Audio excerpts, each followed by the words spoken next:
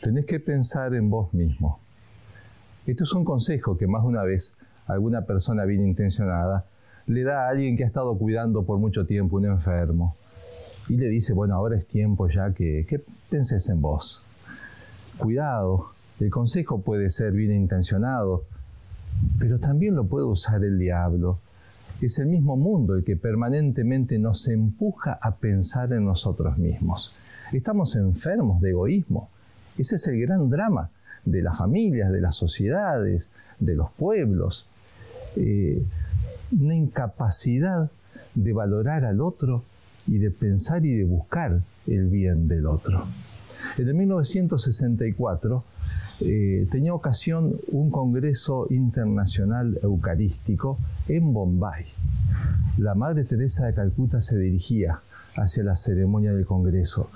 En esa oportunidad iba a presidir la ceremonia el Santo Padre Pablo VI, el ahora San Pablo VI. Una alegría la Madre Teresa, pero cuando iba de camino se encuentra con un matrimonio que agonizaba debajo de un árbol. Inmediatamente dejó toda la comitiva, se quedó con los enfermos. El hombre murió en los brazos de la Madre Teresa, se cargó la mujer al hombro y la llevó a una de las casas de caridad de sus religiosas, y ahí estuvo. Cuando intentó ir a la ceremonia, por supuesto ya había terminado. Pero qué corazón pleno y qué alegría plena en esa mujer en medio del dolor y en medio de esa humana frustración. No pudo ir a ver al Santo Padre, no pudo estar en esa ceremonia, pero ¿qué importa?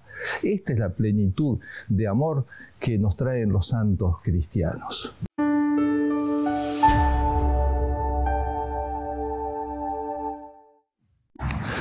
Saben, el mismo Aristóteles, el filósofo griego, pagano, por supuesto, pero con una gran mirada, una mirada muy profunda del hombre, veía la fealdad que tenía el egoísmo. El hombre egoísta, en su gran ética, lo describía así: el egoísta es el que lo hace todo en consideración a sí mismo, en las cosas que le pueden ser útiles. Y continuaba, el malo es egoísta, porque todo lo hace absolutamente para sí mismo. Se espantaba del hombre que está permanentemente pensando en sí. En cambio, decía, el hombre bueno no, el hombre de bien, y tiene que derribar ese egoísmo. El hombre honrado no puede ser egoísta, pues precisamente, dice Aristóteles, es hombre de bien. El egoísmo es capaz de falsificar los amores, es capaz de destruir las amistades, porque entre dos personas egoístas no puede haber una amistad verdadera. Puede haber un amor sincero de parte de uno, pero el otro la está usando o se está aprovechando. No hay amistad verdadera. Cuento un ejemplo de esos que andan por internet, pero me parece que tiene un muy buen valor de parábola para expresar esto. Una joven, una princesa muy rica y muy famosa por su belleza, decide buscar un candidato, decide casarse. Ofrece una prueba para todos aquellos que la pretendan, la puedan superar. Los que quieran su mano deberán pasar 100 días ahí a los pies del castillo, velando, vigilando, estando ahí, esperando. Por supuesto, muchísimos candidatos, pero iban pasando los días, se empezaban a cansar, empezaba a llover, empezaban a caer heladas de noche, ya la cosa se ponía difícil. Entonces, empezando por los más ricos, por los nobles, se empezaron a ir, se cansaron, les pareció exagerada la prueba y se fueron. Había un joven de humilde condición, un muchacho de campo, pero de corazón noble, y que realmente amaba a esa joven, enamoradísimo de esa princesa. Había visto la oportunidad. Él permaneció, perseveraba. Iban quedando pocos. A la mitad de la prueba, ya todo el pueblo estaba como pendiente y un poco alentando a este joven, porque era como el candidato del pueblo. Pasaban los días, iban yendo los otros candidatos. Finalmente quedó él solo. Faltaba una semana, pasaban los días, faltaba un día para que se cumpliesen los 100 días. Ya la gente empezaba a festejar de antemano, empezaban a preparar la fiesta de bodas. 10 minutos antes de cumplirse el plazo establecido, el muchacho tomó sus cosas, sus poquitas cosas, muy débil como estaba después de 100 días torturantes, y se fue. La gente le decía, pero espera, faltan 10 minutos. Y él con tristeza, pero con gran dignidad, dijo, no, me voy a entregar a una mujer, me voy a unir con una mujer que, pudiendo hacerlo, no fue capaz de ahorrarme 10 minutos de sufrimiento. Ella le podría haber acortado ese sufrimiento. Un día, 10 días, una semana. Pero pensó más en ella. No estaba dispuesto, entonces, a que esa fuese la madre de sus hijos. Una decisión notable y muy sensata. Más allá de la historia, pero eso muestra lo que es el corazón egoísta. Muestra también los criterios que tiene que tener una joven o un joven cuando se ponen de novio y cuando piensan formar una familia. No hace falta que sea un santo de altar todavía su esposo o su esposa, pero sí tiene que tener estas virtudes, al menos entender que el amor y la amistad se va construyendo en el olvido de sí mismo y en el aprender a pensar más en el otro. Si vas a pasar toda tu vida con una persona que solamente piensa en ella y que es incapaz de ahorrarte 5 minutos de sufrimiento, no te conviene. Y si estás a tiempo, pensalo 2 veces. Esto dígase para el noviazgo, para el matrimonio, pero para toda la vida. Tenemos que entender que justamente el egoísmo termina anulando la dignidad del hombre, termina marchitando el corazón del hombre. El corazón del hombre está hecho para amar, para expandirse. Había un texto del Concilio Vaticano II que San Juan Pablo II usaba mucho, amaba mucho este texto. Un poquito difícil, pero sumamente profundo y lo quiero leer. Recuerda este texto, las palabras de Jesús en la última cena. Que todos sean uno como nosotros también somos uno, le reza a su Padre. Dice, explicando el documento de la Gaudium et Spes, abriendo perspectivas cerradas a la razón humana, sugiere una cierta semejanza entre la unión de las personas divinas y la unión de los hijos de Dios en la verdad y en la caridad.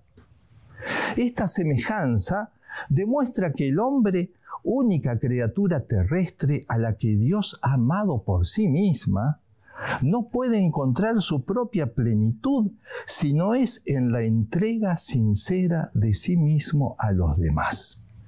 El hombre se hace pleno, el hombre se dignifica en la medida que es capaz de abrirse a los demás, así como las personas divinas se dan totalmente, el Padre al Hijo, el Hijo al Padre, los dos al Espíritu Santo.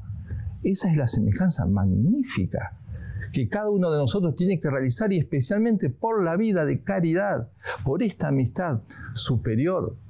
Por eso entonces decimos, el egoísmo es una enfermedad, el egoísmo marchita. Hace poco tiempo lo decía el Papa Francisco, el riesgo es que nos golpee un virus más peligroso que el COVID, un virus peor, el del egoísmo indiferente. Es una verdadera calamidad en nuestro tiempo. Por eso es bueno que uno entienda entonces que aunque cueste, es algo grandioso intentar pensar en el bien de los demás, en la alegría del otro. El mismo Jesucristo no se cansa de tener expresiones así. El que quiera ser el primero entre ustedes, que se haga esclavo de todos. O San Pablo, que le dice a los filipenses, y ojo, le está hablando a todos, niños, personas casadas, ancianos, no es que le está hablando a los apóstoles. Nada hagáis por rivalidad ni por vanagloria, nada por egoísmo, sino con humildad, considerando cada cual a los demás como superiores a sí mismo, buscando cada cual no su propio interés, sino el de los demás. Esta es la vida cristiana. El mismo San Pablo insiste en que hay que alegrarse y hay que estar con paz. Es lo que todos deseamos en la familia y en el mundo, pero eso no se va a lograr si uno se busca a sí mismo. Al contrario, entregándose es que uno se encuentra. El que quiera ganar la vida la tiene que perder, dice nuestro Señor. Pero hay algo más todavía que nos enseña la Escritura y nos enseñan los santos. Una consideración todavía más profunda. Y es que, en último análisis, ese deseo de entregarme al otro no es solamente porque el otro es espiritual, es una persona, es imagen y semejanza de Dios, sino que de alguna manera es Cristo mismo. También el Vaticano II dice que en la encarnación el Verbo en cierto sentido se une a todo hombre. Estas palabras de Juan Pablo II, que muchas veces también ha repetido. Cristo lo dice, cuando Él venga por segunda vez, le va a decir a los de su izquierda, apartados de mí, malditos. ¿Pero por qué? Tuve hambre y no me disteis de comer. Tuve sed y no me disteis de beber. Ellos le van a decir, pero Señor, ¿cuándo te encontramos? ¿Cuándo te vimos sediento o hambriento y no te atendimos? Y Jesucristo de manera clara, tajante, va a decir, os digo en verdad, siempre que dejasteis de hacerlo con alguno de estos mis pequeños hermanos, dejasteis de hacerlo conmigo. Nuevamente, una anécdota de la Madre Teresa de Calcuta. Un periodista conmovido al ver cómo la madre atendía a un enfermo con llagas purulentas, malolientes. Le salió al periodista a decirle, madre, esto yo no lo hago ni por $1.000.000. La Madre Teresa lo miró y le dice, yo tampoco. Ella tampoco iba a hacer eso por $1.000.000. Veía a Jesucristo y eso sí tiene sentido. Cuidar a Jesús, consolar a Jesús en el que sufre, en el enfermo, eso sí que vale la pena. Le preguntaron a Santa Teresita del Niño Jesús cómo era posible que ella en medio de muchas penas y enfermedades se la viese siempre con tanta alegría, tan contenta. ¿Siempre fuiste así tan feliz? Y Teresita reconoció, no siempre tuve paz, pero esta alegría no. Dice, desde que me empecé a olvidar de mí misma, ahí entonces me vino esta alegría. Con palabras de ella, entró la caridad en mi corazón, junto con la necesidad de olvidarme perpetuamente de mí misma, y desde entonces fui dichosa. Esta es la dicha que queremos para todos.